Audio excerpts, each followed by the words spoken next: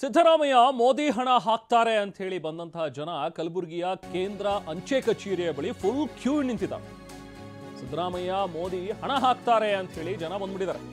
ಕಲಬುರಗಿಯ ಕೇಂದ್ರ ಅಂಚೆ ಕಚೇರಿ ಬಳಿ ಫುಲ್ ಕ್ಯೂ.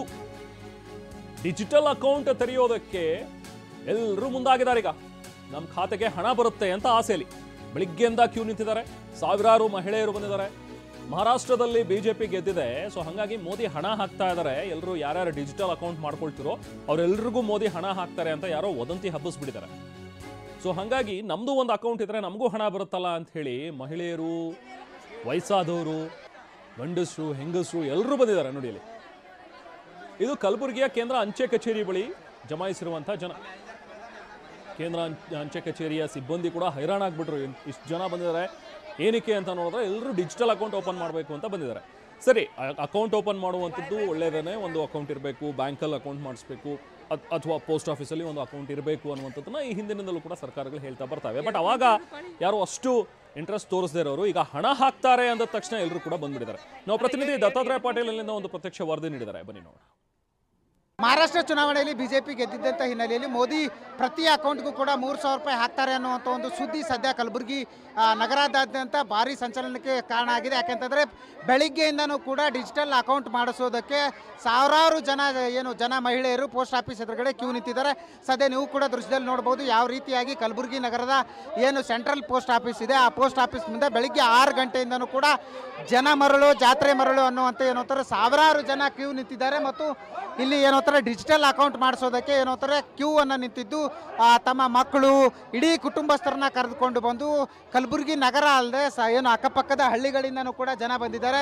ಅವ್ರನ್ನ ಮಾತಾಡಿಸುವಂಥ ಕೆಲಸ ಮಾಡೋಣ, ಯಾಕೆ ಬಂದಿದ್ದಾರೆ ಮತ್ತು ಯಾರೆಲ್ಲ ಹೇಳಿದ್ದಾರೆ ಅನ್ನೋದ್ರ ಬಗ್ಗೆ ಕೂಡ ಮಾತಾಡಿಸುವಂಥ ಕೆಲಸ ಮಾಡೋಣ. ಅಮ್ಮ, ನೀವು ಯಾಕೆ ಬಂದಿರಿ? ಎದುರು ಸಲ ಅದು ಪೋಸ್ಟ್ ಆಫೀಸ್ ಐಟಮ್ ತಗೋಕೆ ಬಂದಿದ್ದೇವ್ರು. ಮತ್ತೇನ್ರಿ ಅದೇ ತಗೊಂಬಂದಿದ್ದಾರೆ. ನಮ್ದೇನು ರೊಕ್ಕ ಹಾಕ್ತಾರೆ ಅಂತೇಳಿ ರೊಕ್ಕ ಹಾಕ್ತಾರೆ ಅಂತ ಹೇಳಿಲ್ಲ. ಮತ್ತು ನಾವು ತೊಗೊಳಕ್ಕೆ ಬಂದಿದ್ದೇವೆ. ನಮ್ಗೆ ಯಾರು ಭೀ ರೊಕ್ಕ ಹಾಕ್ತಾರಂತ ಏನೂ ಗೊತ್ತಿಲ್ಲ. ತಗೋಬೇಕಂತ ಬಂದಿದ್ದೇವ್ರು. ನಮ್ಮನ್ನು 2,000 ರೂಪಾಯಿ ಹಾಕ್ತಾರೆ ಅಂದಾರಿ ಏನೋ ರೀ ಗೊತ್ತಿಲ್ಲ ನೋಡ್ರಿ, ಭರೋಸಾ ಇಲ್ಲ.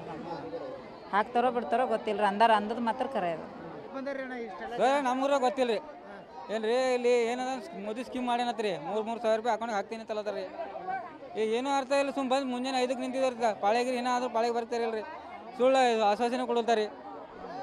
ಏನು ಹೇಳ್ಬೇಕು ಹೇಳ್ರಿ? ನೀವು ಎಲ್ಲಿಂದ ಬಂದಿರಿ? ನಾವು ಸಹ್ಯ ಚಿಂಚೋಳಿಯಿಂದ ಬಂದಿದ್ದೀವಿ. ಎಷ್ಟು ಜನ? ಈಗ 3 ಬಂದಿದ್ದಾರೆ. ಒಟ್ಟು 2,000 ರೂಪಾಯಿ ಹಾಕ್ತಾರೆ ಅಂತ ಹೇಳಿ. ಹಾಂ, 2,000 ರೂಪಾಯಿ ಹಾಕ್ತೀನಿ ಅಂತ ಹೇಳ್ಯಾರ. ಯಾವ ಅಕೌಂಟ್? ಡಿಜಿಟಲ್ ಅಕೌಂಟ್ ಮಾಡಿ ಅವ್ರು ಮೊದಲು ಪೋಸ್ಟ್ ಆಫೀಸ್ ಇದು ಕಾರ್ಡ್ ಮಾಡ್ಕೊಳ್ತಲ್ಲ ರೀ, ಅದಕ್ಕೆ ಹಾಕ್ತೀನಿ ಅಂತಂದ ರೀ. ಅಮ್ಮ, ನೀವು ಎದಕ್ಕೆ ಬಂದಿರಿ? ಯಾರ್ಯಾರು ಬಂದಿರಿ? ಸರ್, ನಮ್ಮ ತಾಯಿಯವರು ನಾವು ಬಂದಿದ್ದೇವೆ ರೀ ಸರ್. ಇದೇ ಅಕೌಂಟಿನ ಸಲಿಂದ ಬಂದೇವ್ರಿ. ಮಾಡ್ತಾರ ಸರ್. ಏನಂತ ಹೇಳಿರಿ ನಿಮ್ಗೆ? ಏನಂತ ಹೇಳಿಲ್ಲ ಸರ್, ಅಕೌಂಟ್ ಮಾಡ್ಕೊಳ್ಳೋಣ, ಅದಕ್ಕೆ ಅಕೌಂಟ್ ಮಾಡ್ಕೊಳ್ಕತ್ತೇವೆ. ಅದೇ 2,000 ರೂಪಾಯಿ ಹಾಕ್ತಾರೆ ಮೋದಿ ಅಕೌಂಟ್ ಮಾಡಿದ್ರು. ಇಲ್ರಿ ಸರ್, ಅದಕ್ಕೆ ಸುಮ್ಮನೆ ನಾವು ಮಾಡ್ಕೊಳ್ಕತ್ತೇವ್ರಿ. ನಮ್ಮವ್ರು ಎಲ್ಲರೂ ಮಾಡ್ಕೊಳ್ಕತ್ತೇಣ, ಪ್ರತಿಯೊಂದು ಮನುಷ್ಯ ನಾವು ಮಾಡ್ಕೊಳ್ಕತ್ತೇವೆ. ಬೆಳಿಗ್ಗೆ ಎಷ್ಟೊತ್ತಿಗೆ ಬಂದಿರಿ? 7 ಗಂಟೆಗೆ ರೀ. ಇನ್ನೂ ತನಕ ಕ್ಯೂ ಇಲ್ಲ ಆಗಿತ್ತು ರೀ ಸರ್. ಆಗ್ಯದ್ರಿ. ಹಾಂ, ಆಗ್ಯದ. ಇವಿಷ್ಟು ಏನು ಅಂತಾರೆ ಇಲ್ಲಿನ ಮಹಿಳೆಯರ ಮಾತುಗಳು. ಕ್ಯಾಮ್ರಾ ಪರ್ಸನ್ ವಿಜಯ್ ಜೊತೆ ದತ್ತಾತ್ರೇಯ ಪಾಟೀಲ್, TV9 ಕಲಬುರಗಿ.